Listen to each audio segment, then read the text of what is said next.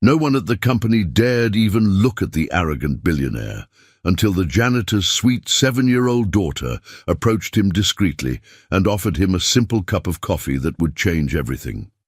Before we dive into the story, drop a comment below and tell us where you're watching from. Enjoy the story. The coffee cup shattered against the marble wall, sending dark liquid streaming down the expensive artwork like tears. Marcus Wellington III didn't even flinch as his assistant scrambled to clean up the mess. "Pathetic," Marcus snarled, his steel-grey eyes cold as winter. 30 years old, and I'm surrounded by idiots who can't even brew decent coffee. At 6'2", with perfectly styled dark hair and a suit worth more than most people's cars, Marcus was the kind of man who commanded fear, not respect. He'd built his billion-dollar empire by crushing anyone who dared stand in his way, and today was no different. "Mrs. Chen," he called to the elderly cleaning woman who'd witnessed his outburst, "clean this up, and next time stay invisible like you're supposed to." The 60-year-old woman's hands shook as she gathered the ceramic pieces.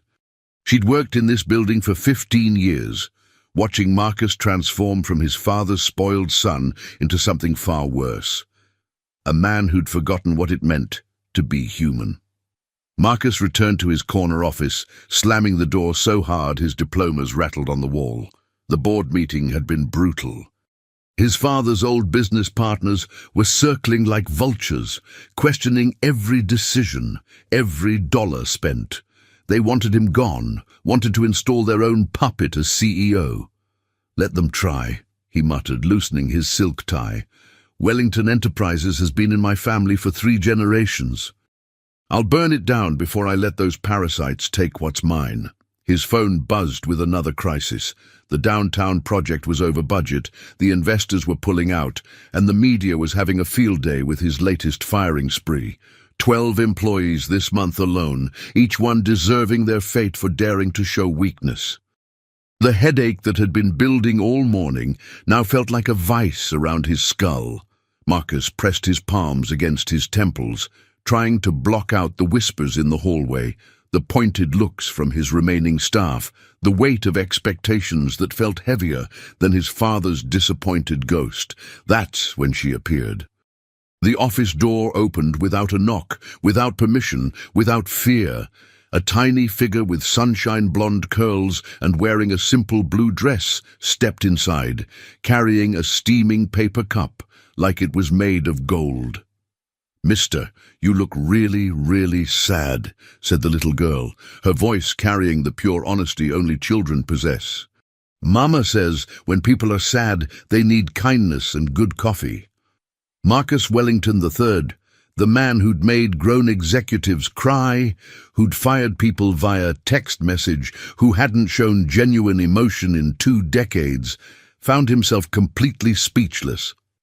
The child couldn't be more than 7, yet she looked at him without an ounce of fear or judgment. "I'm Emma," she continued, placing the cup carefully on his pristine desk. "This is special coffee. Mama made it just for you." As she spoke, something glinted on her wrist, a small silver bracelet with an inscription that made Marcus's blood run cold. Words he'd seen before, in a place he'd tried desperately to forget, connected to a tragedy that had shaped the very monster he'd become. Marcus stared at the bracelet until his vision blurred, his breath coming in shallow gasps. Hope, that single word engraved in delicate script, sent him spiraling back 23 years to a hospital room that smelled of disinfectant and dying dreams. His hands trembled as memories crashed over him like a tidal wave. "Where did you get this?" he whispered, his voice cracking like thin ice under pressure. Emma tilted her head, puzzled by the dramatic change in this scary man's demeanor.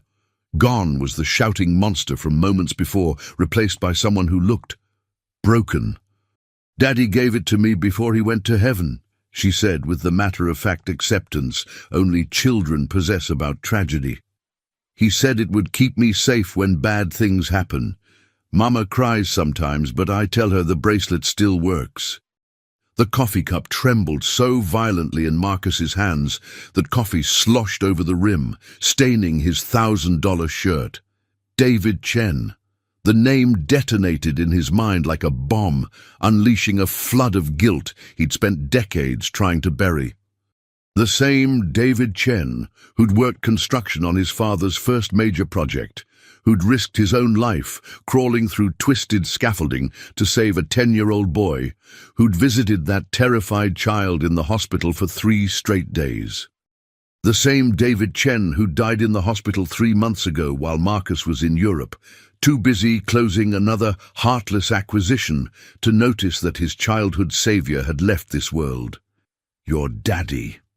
Marcus's voice was barely above a whisper. What was his full name, sweetheart? Chen. Daddy's name was David Chen, and Mama's name is Maria, Emma replied, swinging her small legs from the oversized chair. She works here cleaning all the floors because we need money for food and rent. Our apartment is really small, but Mama says we're lucky to have it. She works at 2 other places too, but I like it best when she brings me here because the elevators are fun. The world tilted on its axis. Marcus gripped his mahogany desk so hard his knuckles went white, remembering with crystal clarity David's calloused hands pulling him from certain death, David's kind eyes filled with genuine concern for a stranger's child, David's gentle voice promising that good people still existed in this cruel world. And Marcus, ungrateful, selfish Marcus, had never even bothered to learn if his savior was still alive. "Emma!" A worried voice called from the hallway, followed by rapid footsteps on marble floors. A petite Hispanic woman appeared in the doorway, her cleaning uniform wrinkled from hours of backbreaking work, her weathered face pale with absolute terror. "Mija! You can't bother the importante señor like this." Maria Chen rushed into the office, her movements quick and nervous like a sparrow around a predator. She'd heard the stories whispered in the employee break room, how Marcus Wellington had fired Jenny from accounting for sneezing during a quarterly meeting, how he'd reduced the maintenance supervisor to tears last Tuesday over a minor scheduling conflict, how he'd closed the company daycare without warning because it wasn't cost-effective. "I'm so sorry, Mr. Wellington," Maria stammered, her accent thickening with fear as she pulled Emma toward the door. "She doesn't understand about important business. Please, please don't fire me. We have nowhere else to go if I lose this job. I'll work double shifts to make up for the interruption." But Marcus wasn't the same man who'd shattered coffee cups against priceless artwork an hour ago. He was drowning in the memory of being a lost 10-year-old boy, remembering the overwhelming warmth of being truly seen, truly cared for, by a stranger who'd expected nothing in return except the simple acknowledgement that one human life mattered. "Wait," he said quietly, his voice hoarse with emotions he'd forgotten how to name. "The coffee, it's absolutely perfect." Maria Chen's hands never stopped moving, even in sleep.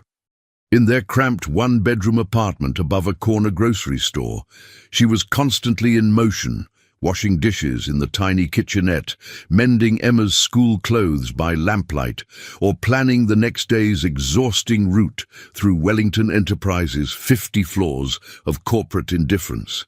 "Mama, why do you work so much?" Emma asked from the thrift store table, where she was carefully coloring inside the lines of a tattered coloring book. "Mrs. Rodriguez next door says her mama is home when she gets back from school." Maria's hands paused for just a moment over the sink full of dishes. "Because, mi papito, we have to be strong for each other. Daddy taught us to never give up, remember?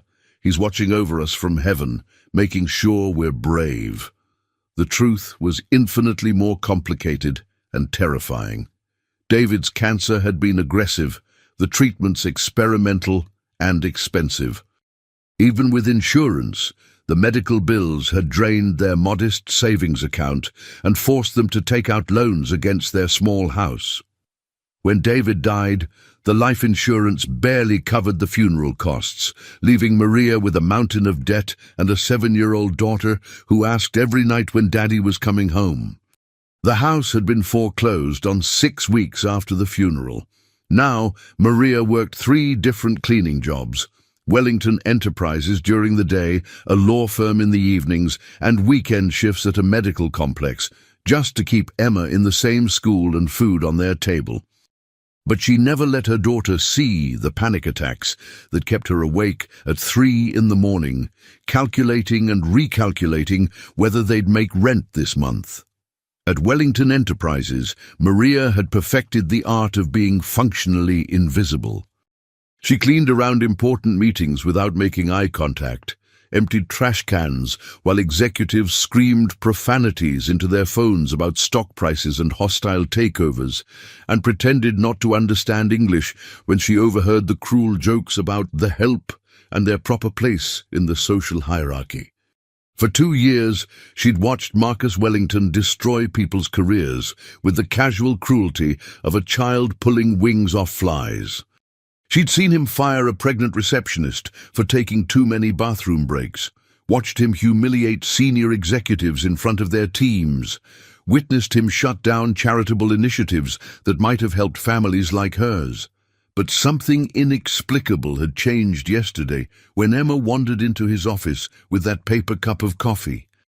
Maria had expected the worst: termination, threats, maybe even legal trouble for allowing her child in the building. Instead, she'd glimpsed something impossible: a hairline crack in the monster's carefully constructed armor. "Mrs. Chen." Marcus's voice made her jump so violently that cleaning solution splashed across the supply closet floor. He stood in the narrow doorway, his usually perfect appearance somehow disheveled, looking oddly uncomfortable in his $10,000 suit. "See, Mr. Wellington," she managed, her heart hammering against her ribs. "Your husband, David, he worked construction, didn't he? About 23 years ago." Maria's breath caught in her throat. In her 2 years of employment here, Marcus Wellington had never spoken her name, never acknowledged her existence beyond barked orders to clean up his messes. How could he possibly know David's name, much less his occupation from decades past? "Yes, senor. He was a very good man, worked hard his whole life." "He was." Marcus's voice dropped to barely above a whisper, and Maria was shocked to see what looked suspiciously like tears gathering in his steel-gray eyes. "I knew him a long time ago. He saved my life once." The industrial mop bucket slipped from Maria's suddenly nerveless fingers, clattering against the concrete floor and sending soapy water spreading across the room. "Kay, id." The Wellington Enterprises boardroom felt like a gladiatorial arena as Marcus walked in 23 minutes late, his usually immaculate appearance betraying signs of a sleepless night.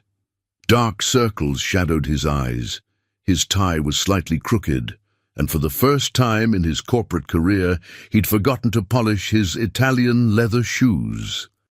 The usual predatory smiles of his father's old business partners widened with barely concealed delight. Weakness was blood in shark-infested waters to men like these. "Rough night, Marcus," sneered Theodore Blackstone, the silver-haired corporate vulture who'd been circling Wellington Enterprises like a patient carrion bird for the past 5 years. His manicured fingers drummed against the polished conference table with calculated rhythm. Perhaps the enormous pressures of leadership are becoming too much for someone so young. "The quarterly projections are deeply concerning," added Victoria Sterling, her scarlet lipstick as sharp and predatory as her carefully honed ambitions. She'd been Harrison Wellington's protégé before his death, and she'd never forgiven Marcus for inheriting what she believed should have been hers. The board is beginning to seriously wonder if fresh perspective might be needed at the helm. Marcus barely registered their verbal attacks. His mind kept drifting away from corporate warfare to more important battles. Maria's work-worn hands scrubbing floors until past midnight. Emma's trusting smile as she offered kindness to a man who'd forgotten how to receive it. David Chen's ultimate sacrifice that he'd repaid with decades of willful indifference to human suffering. The corporate wolves circling the mahogany table suddenly seemed less like apex predators and more like parasites, feeding off the misery of people they'd never bothered to see as human. The downtown housing project, Blackstone continued, consulting his leather portfolio with theatrical precision. Your personal pet charity case is hemorrhaging money at an unprecedented rate. The construction delays, the cost overruns, the complete lack of projected return on investment. It's financially irresponsible. I moved to cut our losses immediately and sell the property to Meridian Development. That project, Marcus said slowly, each word carefully measured, provides affordable housing for low-income families, including single mothers working multiple jobs to keep their children fed and housed. The temperature in the room seemed to drop 10 degrees. Confused glances ricocheted around the table like pinballs. Marcus Wellington defending poor people, the same ruthless businessman who'd eliminated the company daycare center to improve quarterly profit margins, the same man who'd fired an entire department via email while they were at a company retreat. Since when do you care about charity cases and bleeding heart social programs? Victoria laughed, the sound as cold and sharp as winter wind through cemetery headstones. Since yesterday, Marcus realized with startling clarity, since a 7-year-old girl with golden pigtails looked at him without fear, without judgment, without the calculating self-interest that poisoned every other human interaction in his adult life. Since he'd learned that the people he'd dismissed as invisible furniture were actually the foundation keeping his entire world from collapsing. The project continues as planned, Marcus stated with quiet finality that surprised even himself. This is unacceptable, Blackstone hissed, abandoning all pretense of civility. Your father would be ashamed of this weakness. Something dark and dangerous flashed across Marcus's face. My father was a lot of things, Theodore. But he knew the value of loyalty to people who'd earned it. The executive elevator climbed toward the penthouse floors as Marcus clutched a manila folder that had remained locked in his personal safe for 15 tortuous years. His hands shook slightly as he felt the weight of its contents. Newspaper clippings yellowed with age, medical records he'd never had the courage to read completely, and one photograph that had haunted his dreams since childhood. A testament to the single moment when a stranger's kindness had saved not just his life, but his faith in human decency. His corner office felt like an expensive mausoleum tonight, filled with awards and accolades that suddenly seemed meaningless. Through the floor-to-ceiling windows, Chicago's skyline glittered with a million lights, but all Marcus could see was the past. A terrified 10-year-old boy trapped beneath tons of fallen scaffolding, crying for his father, who was too busy negotiating contracts in an air-conditioned trailer to visit the dangerous construction site where real men risked their lives to build his empire. David Chen had been just another nameless worker in a yellow hard hat that day, one of dozens of men his father paid minimum wage to pour concrete and weld steel. But when the scaffolding collapsed due to his father's cost-cutting measures on safety equipment, David hadn't hesitated for a single second. He'd crawled through a maze of twisted metal and concrete debris, risking his own life to pull out a stranger's child, whose father valued profit margins over basic human safety. "You're gonna be okay, mijo," David had whispered during the ambulance ride to Chicago General, his own face bloody from falling debris. "Your papa loves you very much." Sometimes grown-ups just forget how to show it when they're scared. Marcus had spent 3 days in the hospital with a concussion and broken ribs. David visited every single day, bringing comic books purchased with his meager paycheck and telling terrible construction worker jokes until Marcus smiled through his pain. He'd promised to visit the boy at home once he was released, to make sure he was healing properly, but Harrison Wellington had forbidden any further contact. "We don't associate with the help," his father had declared, with the casual cruelty that Marcus would later inherit like a genetic disease. The man did his job adequately. Nothing more is required. The manila folder slipped from Marcus's trembling fingers, its precious contents scattering across his pristine desk like autumn leaves.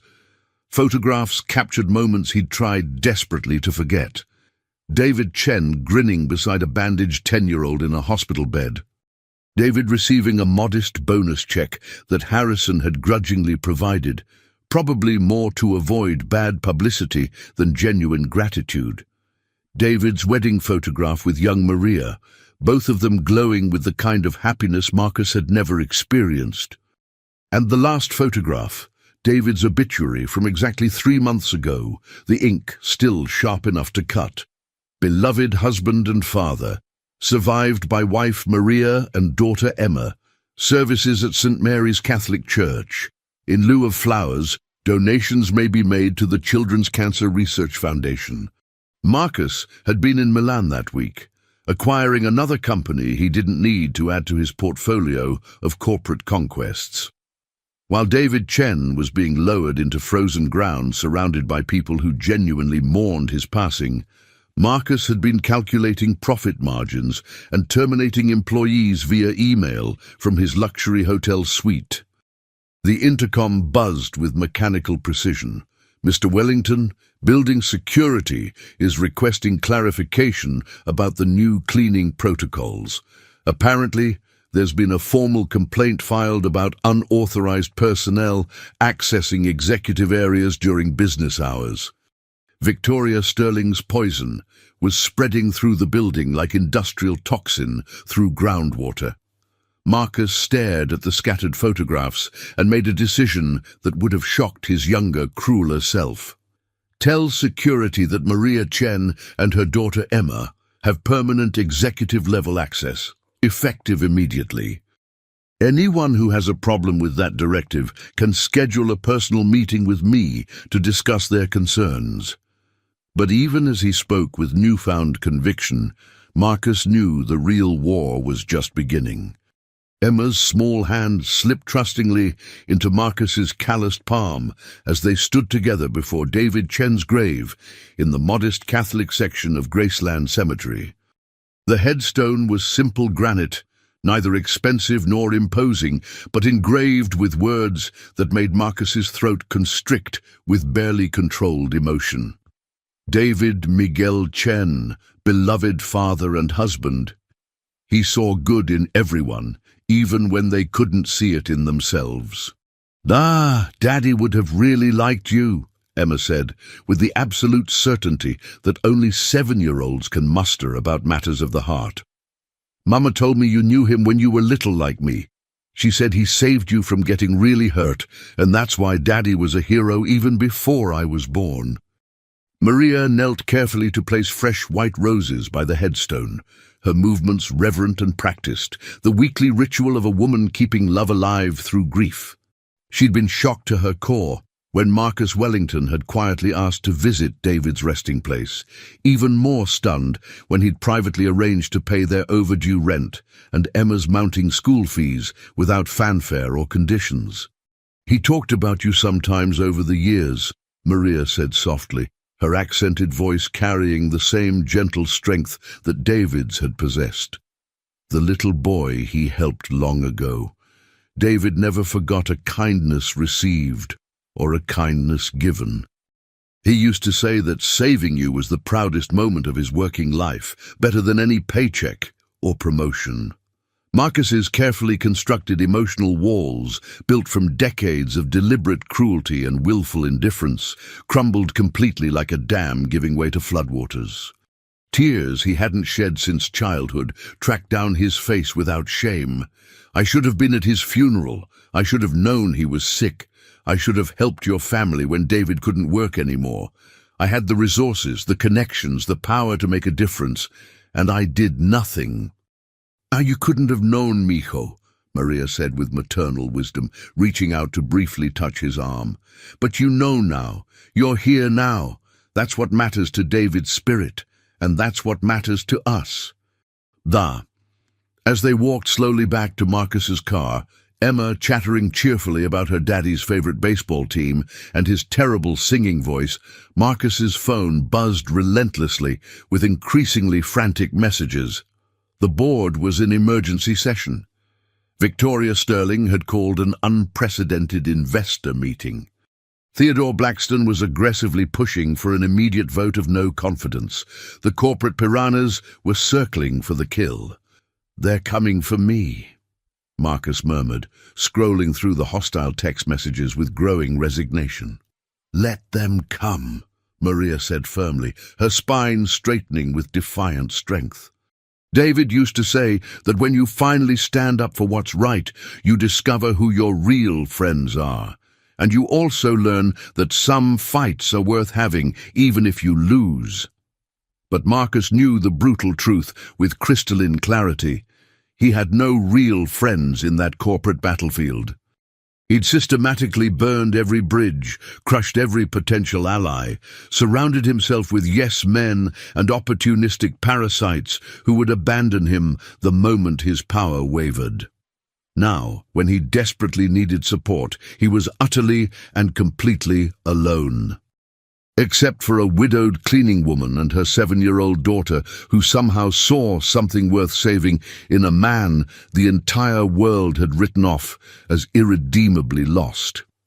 That evening, alone in his sterile penthouse apartment overlooking the city he'd conquered but never loved, Marcus made a phone call he'd never imagined himself making. The number had been carefully preserved in David's personal effects, which Maria had courageously shared with him, along with photograph albums and handwritten letters that painted a picture of a man who'd lived with purpose and died with dignity. Roberto Chen speaking. The voice was professionally crisp but carried echoes of David's warmth. "This is Marcus Wellington. I'm David's son, the boy your brother saved 23 years ago." A long pause filled with weight and memory. "Jesus, David talked about you constantly. He always wondered what happened to that scared little kid, whether you'd grown up happy and safe. Roberto, I need help, legal help. The board is trying to remove me from my own company, and I know it's time I honored your brother's memory the way he deserved." "What exactly did you have in mind?" Marcus looked out at the Chicago skyline, thinking of Maria working 3 soul-crushing jobs, of Emma's innocent trust in a world that had already taken her father, of all the David Chens laboring in shadows while men like his father built empires on their backs. "I want to change everything. But first, I need to survive what's coming tomorrow morning." The boardroom erupted in chaos as Marcus entered at exactly 8 a.m., flanked by a man Theodore Blackstone didn't recognize, a sharp-eyed Hispanic lawyer carrying a briefcase that seemed to radiate quiet menace. Roberto Chen had arrived on the red-eye from Houston, and his resemblance to his deceased brother was so striking that Marcus felt his chest tighten with renewed grief and determination. "Gentlemen, ladies." Marcus's voice carried a new authority that made several board members shift uncomfortably in their leather chairs. "I believe you called this meeting to discuss my fitness to lead this company. Before we begin, I'd like you to meet my legal counsel, Roberto Chen of Chen and Associates." Victoria Sterling's perfectly applied makeup couldn't hide her sudden pallor. "This is highly irregular, Marcus. Family business shouldn't require outside legal intervention." "Me family business?" Marcus laughed, but there was no humor in the sound. "Is that what we're calling 20 years of systematic embezzlement and fraud? Because that's what my investigation has uncovered." The temperature in the room plummeted. Blackstone's silver pen clattered to the table, and Victoria's scarlet lips formed a tight line that could have cut glass. Around the table, the other board members, Harrison Wellington's old cronies who'd grown fat and lazy on questionable deals, began to perspire despite the aggressive air conditioning. Roberto opened his briefcase with deliberate precision, removing a thick stack of documents. Ladies and gentlemen, what you're looking at is 3 months of forensic accounting work. Phantom construction companies, inflated material costs, kickbacks disguised as consulting fees. The downtown housing project wasn't hemorrhaging money due to mismanagement. It was being systematically looted by certain board members who assumed Mr. Wellington would never bother to investigate his own inheritance. "This is ridiculous," Blackstone sputtered, his usual composure cracking like ice in spring. "Harrison Wellington was my closest friend. I would never—" "My father was a lot of things," Marcus interrupted, his voice deadly quiet. "But he wasn't stupid. These documents show he was building a case against you before his heart attack. He just died before he could act on it." Victoria stood abruptly, her chair scraping against marble with a sound like fingernails on a chalkboard. "Even if these wild accusations were true, you've been complicit for years. You signed off on every project, every budget allocation. You're as guilty as anyone in this room." "She's right," Marcus admitted, surprising everyone, including himself. "I was complicit. I was too arrogant, too focused on profits and power to pay attention to the human cost of our decisions. But that ends today." Roberto smiled grimly, revealing a second folder. "Which brings us to the whistleblower protections and immunity agreements. Mr. Wellington has negotiated with the Federal Bureau of Investigation. It seems they've been very interested in certain construction projects and their unusual cost structures." The silence that followed was so profound that the building's ventilation system sounded like hurricane winds. Marcus looked around the table at faces that had transformed from predatory confidence to cornered animal desperation in mere minutes. "Here's what's going to happen," Marcus continued. "Those of you who cooperate with the federal investigation will be allowed to resign quietly with minimal legal consequences. Those who choose to fight." He gestured to Roberto, who nodded grimly. "Will face criminal charges for conspiracy, fraud, and racketeering," Roberto finished. "The evidence is overwhelming, and the Department of Justice is very motivated to pursue high-profile corporate crime cases in an election year." Blackstone's face had gone from pale to crimson, veins bulging at his temples like topographic maps of rage. "You think you've won something here, boy? You think destroying everything your father built makes you a hero? You're still the same weak, pathetic child who needed a construction worker to save his worthless life." The words hit Marcus like physical blows, but instead of crumbling, he stood straighter. David Chen's memory gave him strength. Maria's quiet dignity gave him purpose. Emma's innocent trust gave him hope. "My father built this company on the backs of people like David Chen," Marcus said clearly. "People who risked their lives every day while men like you skimmed profits and ignored safety protocols. That construction worker you're mocking, he died 3 months ago, broken, forgotten, while his wife cleans our offices at minimum wage to keep food on the table for their 7-year-old daughter." "How touching," Victoria sneered, but her voice cracked slightly. "Playing the bleeding heart won't save your company when the investors hear about this circus." Marcus smiled for the first time in days, and the expression transformed his entire face. "Actually, Victoria, I think you'll find that most of our legitimate investors will be quite relieved to know we're cleaning house, especially when they learn about the new direction Wellington Enterprises is taking." Roberto pulled out a final document. "Ladies and gentlemen, I'd like to introduce you to the Wellington Foundation, a charitable organization that will redirect 30% of company profits toward affordable housing, education initiatives, and healthcare access for low-income families. The board meeting next week will be quite different from this one." Maria Chen had never imagined she'd be sitting in the executive conference room of Wellington Enterprises, but here she was, clutching Emma's hand while lawyers and accountants explained concepts that sounded like foreign languages. Marcus had insisted they be present for this meeting, something about transparency and accountability that made her heart race with nervousness. "Mrs. Chen," Roberto said gently, his kind eyes so reminiscent of David's that Maria felt tears threatening. "Your husband's safety reports were incredibly detailed. These documents prove that Harrison Wellington and his associates knew about the hazardous conditions, but chose to ignore them to save money." Emma, oblivious to the adult complexities surrounding her, was busy drawing pictures of unicorns on expensive legal paper. "Mama, why is everyone so serious? Are we in trouble?" "No, mi amor," Maria whispered, smoothing her daughter's golden hair. "We're helping make sure other daddies don't get hurt like yours did." Marcus watched this interaction with something approaching wonder. Despite everything they'd endured, Maria had raised a child who saw drawing unicorns as the appropriate response to corporate boardrooms. Emma's innocence was like a beacon of light in the darkness that had consumed his adult life. "The safety violations go back 15 years, Roberto continued, spreading photographs across the mahogany table. Multiple construction sites, dozens of injured workers, several deaths that were classified as industrial accidents when they were actually preventable tragedies caused by deliberate negligence.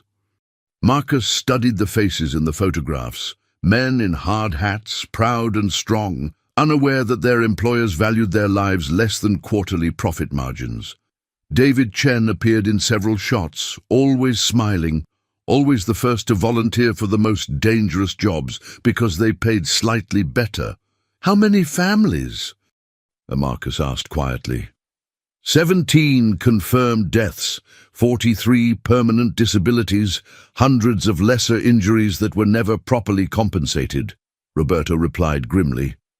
"Your father's company saved approximately $12 million in safety equipment and procedures over the course of those projects." Maria's sharp intake of breath cut through the room like a knife. $12 million. That's more money than David made in his entire life. The weight of that statement settled over the room like lead blankets. Marcus closed his eyes, seeing David's calloused hands pulling him from the rubble, hearing David's voice promising that good people still existed in the world. The irony was crushing. The man who'd saved his life had ultimately been killed by his family's greed. "There's more," Roberto said carefully. "Mrs.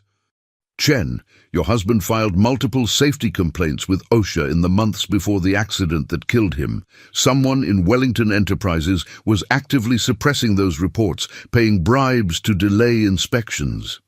"Who?" Marcus's voice was ice cold. "I want names." Theodore Blackstone was the primary contact with OSHA officials. Victoria Sterling handled the financial transfers.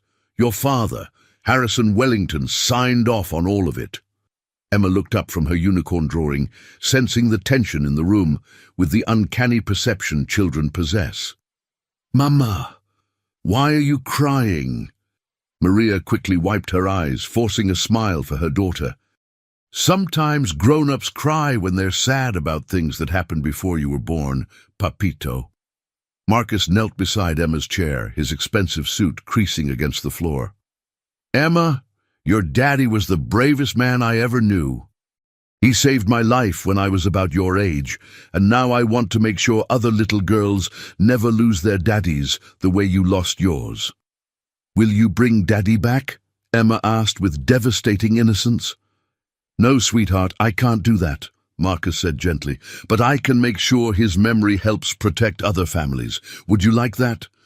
Emma considered this with the solemnity of a Supreme Court justice. Daddy always said helping people was the most important job in the world, even more important than making money. Roberto smiled, and for a moment the grief in his eyes softened. "David was right about that, Misha. He was right about a lot of things. The foundation will be named after your husband," Marcus told Maria. "The David Chen Foundation for Worker Safety and Family Support. Every safety protocol, every educational initiative, every dollar spent helping families like yours will carry his name." Maria broke down completely, years of suppressed grief and financial terror pouring out in great heaving sobs. But for the first time since David's death, these weren't tears of despair. They were tears of hope, of vindication, of the knowledge that her husband's sacrifice might finally mean something beyond her own private anguish.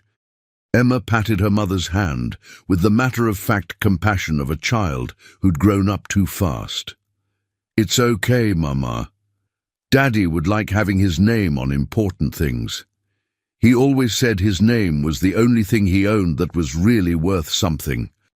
Marcus looked around the conference room, at Roberto reviewing legal documents with quiet determination, at Maria crying tears of cathartic relief, at Emma drawing unicorns in a world that had tried to steal her childhood.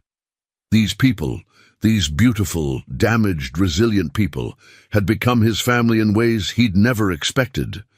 And for the first time in his privileged, insulated life, Marcus Wellington understood what David Chen had meant about helping people being the most important job in the world.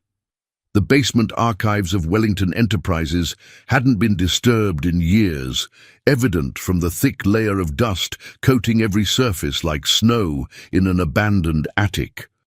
Marcus descended the stairs with Roberto and a forensic accountant named Jennifer Walsh, their flashlights cutting through darkness that seemed to hold decades of buried secrets. "Your father was paranoid about digital records," Roberto observed, scanning rows of filing cabinets that stretched into shadows. "Everything important was kept in hard copy, locked away where hackers and subpoenas couldn't reach it." Marcus pulled out a drawer labeled Construction Projects 1998-2005 and immediately recognized his father's meticulous handwriting. Harrison Wellington had documented everything with the obsessive precision of a man who understood that information was power, but also potential evidence. "Jesus Christ," Jennifer whispered, holding up a folder thick with photographs and incident reports. "This is a systematic record of every safety violation, every bribed inspector, every worker injury that was covered up or misreported." The photographs were brutal. Men with crushed limbs, construction sites that looked like war zones, safety equipment that was clearly substandard or completely absent. But what made Marcus's stomach turn were his father's handwritten notes in the margins. Acceptable risk for profit margin. Worker replacement cost, $50,000 settlement versus $200,000 safety compliance. Human lives reduced to cost-benefit analysis. "Here," Roberto said grimly, extracting a manila envelope sealed with red wax. "This is addressed to you specifically. It's dated 3 days before your father's heart attack." Marcus's hands trembled as he broke the seal and extracted several sheets of expensive letterhead covered in Harrison's familiar script. "Marcus, if you're reading this, I'm dead and the wolves are circling. Blackstone and Sterling think they're clever, but I've been documenting their embezzlement for months. They're planning to push you out and liquidate the company assets to offshore accounts. The construction accidents were never accidents. They were calculated murders for profit. David Chen was getting too close to the truth. His cancer was induced by industrial chemicals we knew were carcinogenic. I couldn't stop it without exposing everything. The guilt is killing me faster than any heart condition. The evidence is in Safety Deposit Box 4471, First National Bank. Use it to destroy them before they destroy you. I was a monster, son. Don't become me, H.W. The letter fluttered to the concrete floor as Marcus staggered backward, his vision blurring with rage and horror. David hadn't died of random cancer. He'd been murdered by deliberate chemical exposure. The man who'd saved Marcus's life had been killed by Marcus's own family business. "Marcus," Roberto said carefully, "we need to call the FBI immediately. This isn't just financial fraud anymore. It's conspiracy to commit murder." 17 families, Marcus whispered, his voice hollow with shock.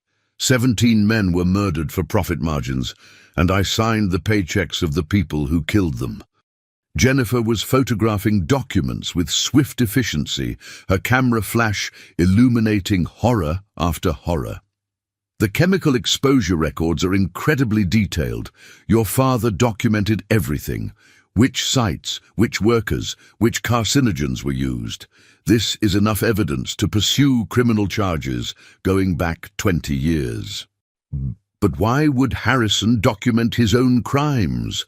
Roberto wondered aloud. Marcus laughed bitterly, understanding his father's psychology with painful clarity. Insurance policy.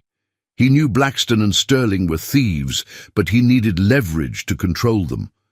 He never intended for justice to be served. He just wanted to make sure he stayed on top of the food chain. What changed? Jennifer asked. Why was he planning to expose them before he died? Me, Marcus realized with crushing certainty. I was starting to ask questions about the business, showing interest in operations instead of just profits. He was afraid I'd discover the truth and turn against him. Better to throw Blackstone and Sterling to the wolves than risk losing control of his son. Roberto placed a steady hand on Marcus's shoulder. David would be proud of what you're doing now. This isn't about your father's guilt or your past complicity. It's about justice for people who never got the chance to speak for themselves. Marcus picked up the fallen letter, reading his father's words again. I was a monster, son. Don't become me. The irony was staggering. He'd already become exactly like Harrison Wellington, crushing people without thought or remorse. But unlike his father, he still had time to choose a different path. Call the FBI, Marcus said firmly. Call the Attorney General. Call every news outlet in Chicago. I want this story on every front page in America. The company will be destroyed, Jennifer warned. The civil lawsuits alone will bankrupt Wellington Enterprises. You'll lose everything. Marcus thought about Emma drawing unicorns in a boardroom where men discussed profit margins built on human suffering. He thought about Maria working 3 jobs to pay rent on an apartment that cost less than his monthly shoe allowance. He thought about David Chen, dying slowly from chemical poisoning while his killers counted money stained with blood. Good, Marcus said quietly. Some things deserve to be destroyed. The FBI raid on Wellington Enterprises began at dawn, with federal agents swarming through the building like antibodies attacking an infection. Marcus watched from his office window as Theodore Blackstone was led away in handcuffs, his silver hair disheveled and his face twisted with impotent rage.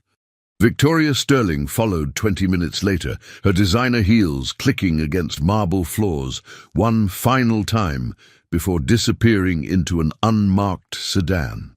How are you holding up? Roberto asked, entering the office with coffee that actually smelled decent for once. Like a man who just discovered his entire life was built on mass murder, Marcus replied, but his voice carried strength rather than despair. The board wants to settle out of court. They're offering compensation packages to the families. How much? $50 million. Split 17 ways, with additional medical coverage for the survivors. Roberto whistled softly. That's generous by corporate standards. It's insulting by human standards, Marcus said firmly. David Chen's life was worth more than $3 million. Every one of those men was worth more than money can measure. Maria entered the office hesitantly, still uncomfortable with the idea that she belonged in executive spaces. Emma bounced beside her, wearing a new dress that Marcus had quietly arranged for through his assistant, the first new clothing the child had owned since her father's death. Mr.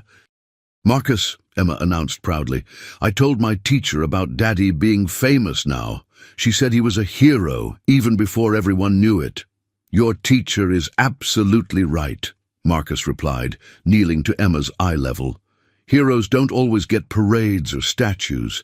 Sometimes they just do the right thing when no one is watching. The news people want to interview Maria, Roberto explained. 60 Minutes, CNN, The Tribune. David's story is going to be front-page news across the country. Maria shifted nervously, her cleaning uniform replaced by a simple but dignified black dress that Marcus had also quietly provided. "I don't know what to say to important people. My English isn't perfect, and I'm not good with cameras." "You don't need perfect English to tell the truth," Marcus assured her. "David's story needs to be heard, but only if you're comfortable sharing it." "Will it help other families?" Maria asked. "It will save lives," Roberto said with certainty. The new safety regulations being proposed in Congress are already being called the Chen Safety Act. David's name will be attached to legislation that could prevent thousands of workplace deaths. Emma tugged on Marcus's sleeve with the impatience of a 7-year-old who'd heard enough adult conversation. "Mr. Marcus, are you going to be poor now like us?" The question was so innocent, so perfectly direct, that Marcus burst into genuine laughter for the first time in months. "Probably, sweetheart. Is that okay with you?" "Poor people are nicer than rich people," Emma observed with devastating honesty. "Rich people made Daddy sick, but poor people bring you soup when you're sad." Marcus exchanged glances with Maria, who smiled despite her nervousness. "Emma has strong opinions about social economics," she explained. "She's not wrong," Marcus admitted. "I spent 30 years learning how to be rich, but I never learned how to be good." "Your daddy knew how to be both." "The foundation is approved," Roberto announced, consulting his tablet. "The David Chen Foundation will have an initial endowment of $200 million from the sale of company assets. That's enough to fund safety training, family support services, and educational scholarships indefinitely." What about Wellington Enterprises?" Maria asked.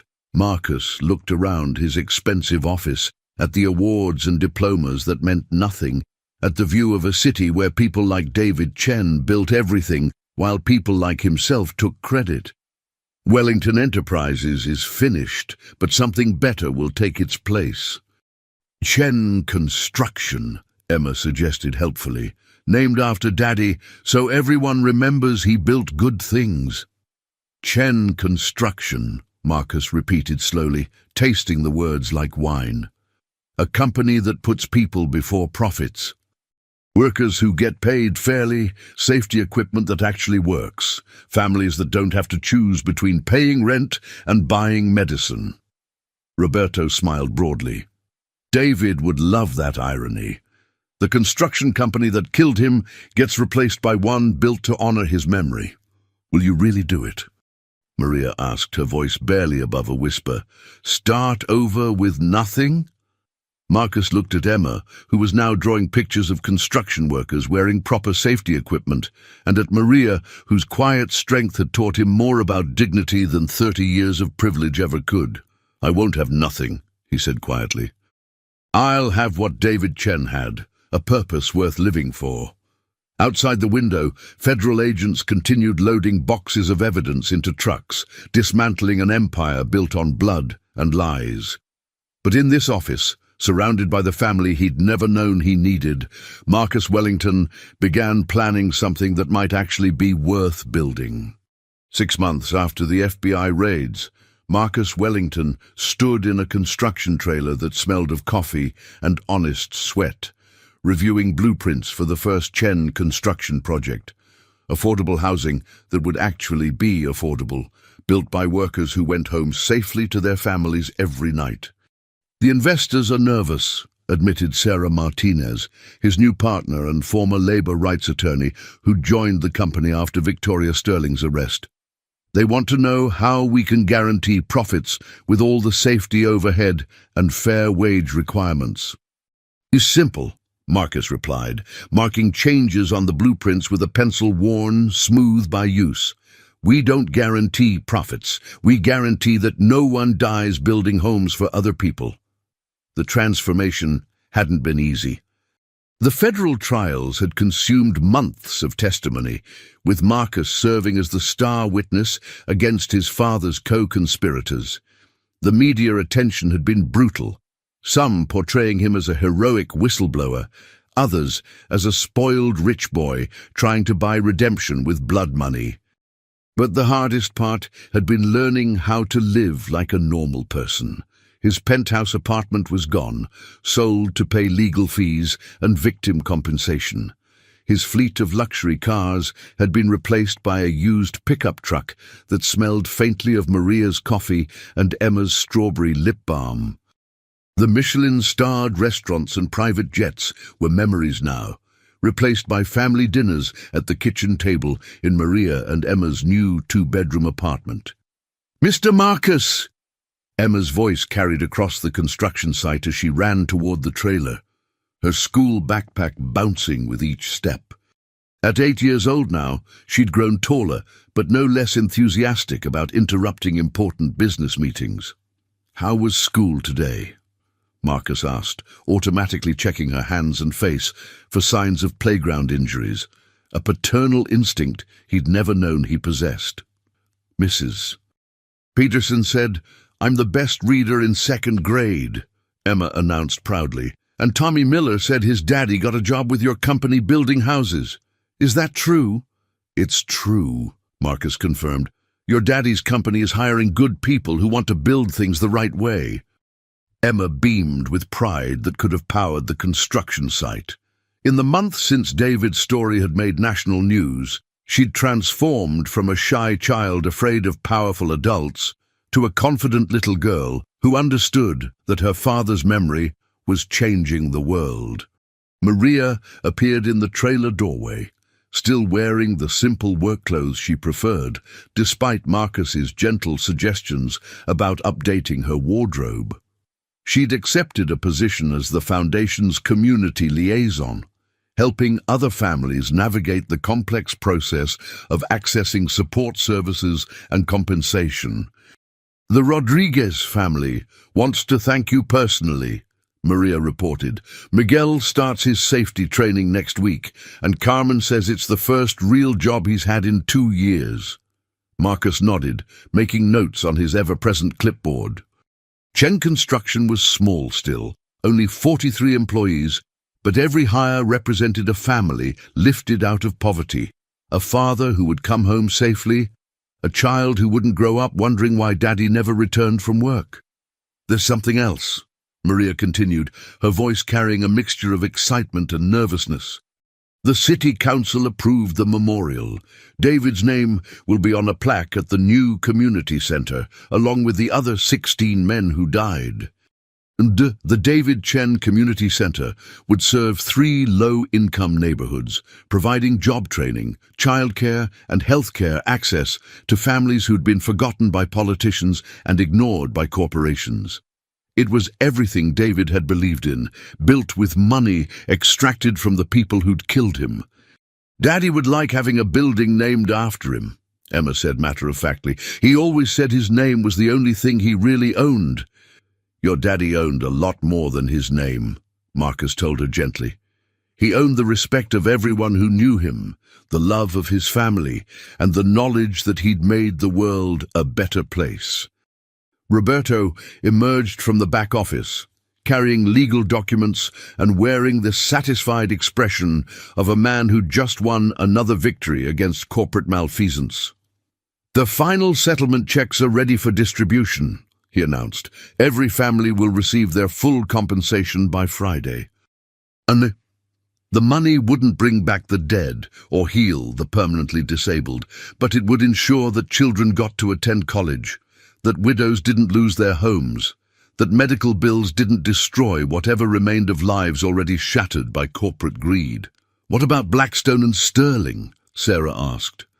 25 to life for Blackstone, 15 for Sterling," Roberto replied with grim satisfaction. "They'll die in federal prison, which seems appropriate for people who killed others for profit margins." Marcus felt no satisfaction at his former colleagues' fates. Prison couldn't resurrect David Chen or undo the suffering they'd caused. But it might discourage other executives from viewing human lives as acceptable losses in quarterly earnings reports. "I have an idea," Emma announced, with the confidence of a child accustomed to having her suggestions taken seriously. What if we put Daddy's picture in every house we build? So families remember that someone who cared about them helped make their homes safe. The adults exchanged glances, struck by the simple perfection of the suggestion. David Chen's gentle smile watching over families in homes built with integrity and love. It was exactly the kind of legacy he would have wanted. "I think that's a beautiful idea, Mija," Maria said, her voice thick with pride and lingering grief. Marcus looked around the construction trailer, at blueprints marked with safety notations, at employee schedules that prioritized human dignity over maximum efficiency, at Emma's drawing of her father, wearing a hard hat and angel wings. This wasn't the empire he'd inherited, but it was the legacy he was choosing to build. Outside, the sound of hammers and saws created the rhythm of honest work, performed by people who trusted that their employer valued their lives more than profit margins. It was a sound David Chen would have recognized, would have been proud to hear.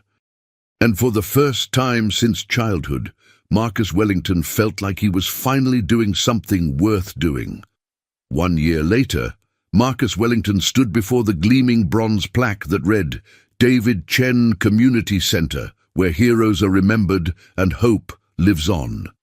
The autumn Chicago wind carried the laughter of children playing in the new playground, the sound of hammers from the construction training program, and the gentle murmur of families finding the help they'd never dared ask for. Emma, now 9, and gap-toothed from losing her front teeth, pressed her small hand into the fresh concrete beside her father's memorial garden. "Daddy would love seeing all the kids playing here," she said, with the wisdom of a child who'd learned that love doesn't end with death. He always said playgrounds were the most important buildings because that's where kids learn to be happy. Marcus knelt beside her, his work-calloused hands now as rough as David's had been. The expensive manicures were a memory from another life, replaced by honest cuts and scrapes earned through real labor. "Your daddy was right about a lot of things, sweetheart. He was especially right about the power of simple kindness." Maria emerged from the community center's main entrance, her arms full of enrollment forms from families seeking job training, childcare and healthcare assistance. At 34, she'd grown into her role as the foundation's director with natural grace, her English now confident, and her voice carrying the authority of someone who'd survived the worst and chosen to help others do the same. "The Rodriguez family just found out Miguel got accepted to the apprenticeship program," she announced, her smile radiant with shared joy. Carmen started crying right there in the lobby. She said it's the first time in 3 years she's cried happy tears. Audrey, the apprenticeship program, was Marcus's proudest achievement. Young men and women from low-income families learning construction skills in environments that prioritize safety above all else. Every graduate received not just technical training, but education about worker rights, fair wages, and the knowledge that their lives had value beyond their productivity. "Mr. Marcus," Emma tugged on his sleeve with familiar insistence, "will you tell the story again, about the coffee and the bracelet and how Daddy saved you twice?" "Oui." Marcus had told this story dozens of times to donors, reporters and community groups, but he never tired of sharing it. The truth had power that grew with each telling, inspiring others to believe that redemption was possible even for the most unlikely people. "Your daddy saved me the first time when I was 10 years old," Marcus began, settling onto the Memorial Gardens bench, while Emma climbed into his lap with the unself-conscious affection of a child who'd never known him as a monster. "I was trapped and scared, and he risked his own life to pull me to safety. But the second time he saved me was even more important." Maria sat beside them, her weathered hands folding over Marcus's in a gesture of family intimacy that still amazed him. 2 years ago, he would have fired her for even speaking to him directly. Now, she was the closest thing to family he'd ever known. "The second time was through you," Marcus continued, looking into Emma's bright eyes that held so much of David's gentle wisdom. "When you brought me coffee that day, you wore your daddy's bracelet. You showed me what real kindness looked like. You reminded me that there was still good in the world, even when I'd forgotten how to see it." "And then you changed from being mean to being nice," Emma added helpfully, having heard this story enough times to know all the important parts. "I had to learn how to be nice," Marcus corrected gently. "It took a lot of practice, and I made many mistakes, but your mama and you were patient teachers." The memorial garden was filling with families as the afternoon community barbecue began. Children who might have been fatherless due to workplace accidents instead ran safely between tables, loaded with food prepared by volunteers. Their parents, construction workers, janitors, teachers and nurses shared stories and laughter without fear of corporate retaliation or economic insecurity. Roberto approached the group, his legal briefcase replaced by a plate of Maria's famous tamales, and a smile that reminded everyone why David had been so proud of his younger brother. "The final numbers are in," he announced. "The Chen Safety Act has been adopted by 12 states and is being considered for federal legislation. Workplace deaths in construction have dropped 30% in areas where our safety protocols have been implemented." "How many lives saved?" Maria asked, her voice soft with wonder. "Conservative estimates suggest over 400 people who would have died in workplace accidents are going home safely to their families," Roberto replied. "David's legacy is literally saving lives every single day." Emma squirmed with excitement, as if her small body couldn't contain the magnitude of her father's continuing impact. "Daddy's helping people even though he's in heaven. That makes him extra special, right?" "It makes him eternal," Marcus said quietly, understanding finally what David had meant about some things being more valuable than money. "Heroes never really die, Emma. They live on in every life they touch, every person they inspire to be better." As the sun began to set over Chicago, casting golden light through the community center's windows, Marcus reflected on the impossible journey that had brought him here. He'd lost billions of dollars, a corporate empire, and a lifestyle of unlimited privilege.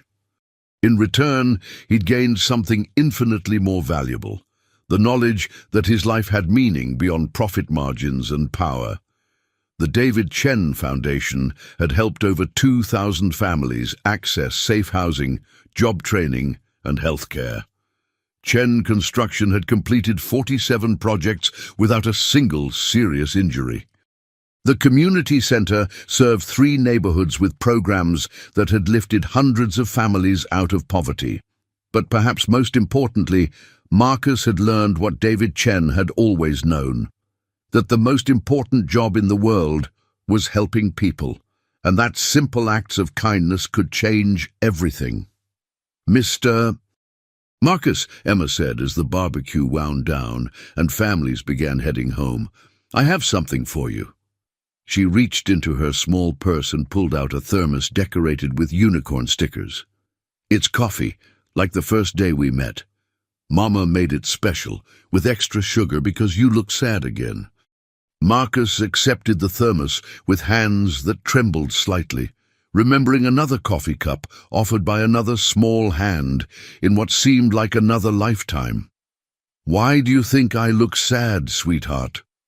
"Because you miss Daddy too, even though you didn't know him very long when you were little," Emma said with devastating insight. "But it's okay to be sad sometimes. Mama says that's how we know we loved someone." Maria squeezed Marcus's shoulder gently. "David would be so proud of the man you've become," she whispered. "Not because of the buildings or the money or the laws with his name on them, but because you learned to love the right things." As Marcus sipped the coffee, perfect as always, he looked around at the community they'd built together from the ashes of his father's empire. Children played safely in a playground, funded by blood money, transformed into instruments of healing. Adults found dignity in honest work that valued their humanity above their productivity. Families discovered that asking for help wasn't shameful but human, and in the center of it all, David Chen's memory lived on, not as a victim of corporate greed, but as a catalyst for transformation that had saved countless lives and touched thousands of hearts. "Thank you," Marcus whispered to the evening sky, unsure if he was speaking to David, to God, or to the mysterious forces that had brought a 7-year-old girl with a cup of coffee into his life when he needed redemption most. Emma patted his hand with the gentle authority of a child who'd appointed herself the keeper of adult emotions. "Daddy hears you," she said confidently. "He told me so in a dream. He said you were worth saving, just like he always knew you would be." And Marcus Wellington, former billionaire, reformed monster, grateful human being, finally understood that being worth saving was the only wealth that truly mattered.